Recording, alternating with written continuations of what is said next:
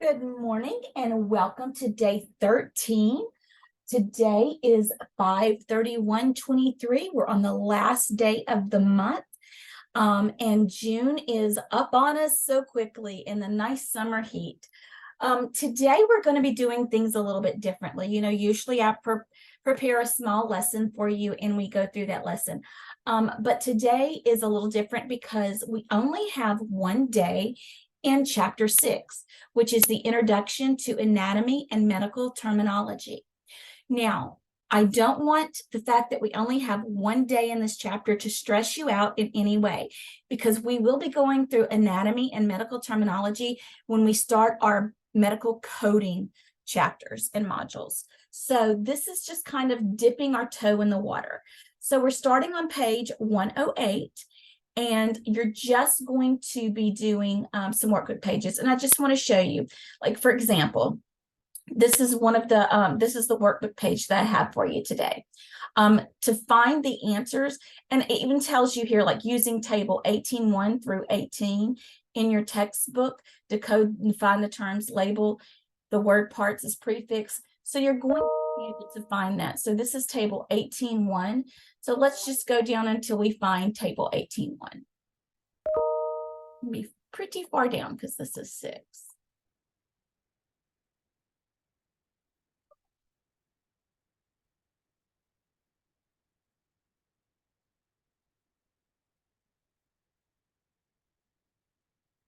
Well, there is no table 18:1. All right, so I'll take that out of there. All right, that's kind of a not very good for an instructor to not have her information correct, but that's okay. Everything that you see here, you're going to be able to find in your tables in your textbook.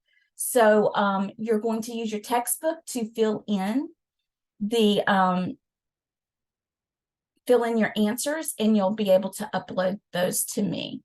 But again, we only have one day, but I don't want you to stress about the fact that we only have one day. I'm not asking you to read the chapter. I would love for you to skim through. There are some things that are very, very informative and interesting.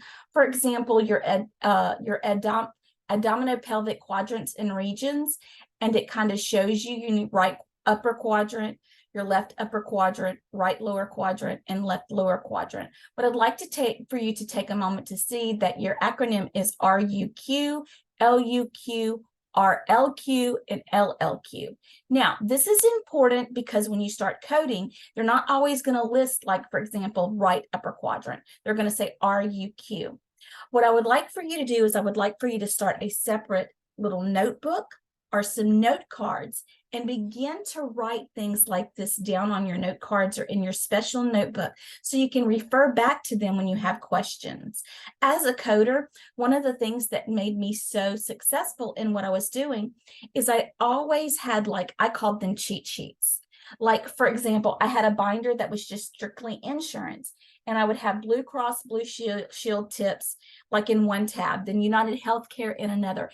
And when I had a question about an insurance, or I found out something important about that insurance, I would put it in my cheat sheets so that way I would never have to ask a question more than once, and I would have the information that I needed, and I felt comfortable with that.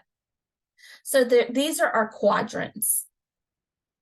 Gives you a little more information here. Again, this table. But I wanted to come down and show you body planes. Now, body planes are very, very important when it comes to radiology. How are you taking your scans? Again, we're just going to touch on it here. When we start the radiology coding portion of our coursework, we're going to go through this again. But I wanted to give you an example of the fact that we're just sticking our toe in the water here.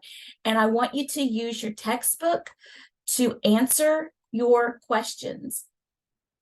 And I'm going to take out that it has specific tables here that are not listed in your textbook, but you will be able to find those. And if you can't find them in your chapter, then please, please, please, by all means, Google it.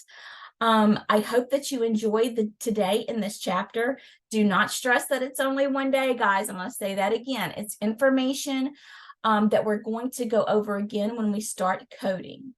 Have a great day. I hope you learned something, and I'll see you at Zoom tomorrow.